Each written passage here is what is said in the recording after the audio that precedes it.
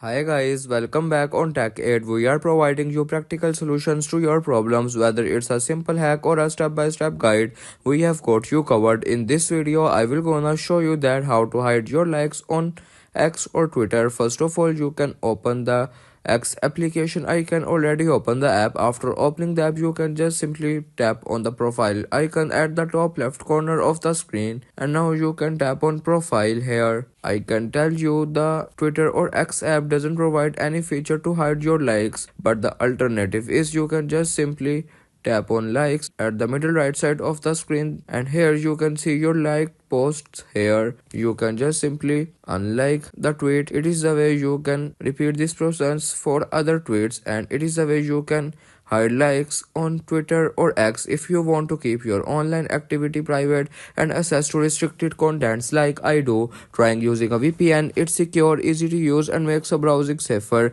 The link to buy is in the description below. If this tutorial helped, don't forget to like the video and subscribe for more practical solutions. Got questions or need extra help, drop a comment below and we will be happy to assist. See you in the next one. Thanks for watching.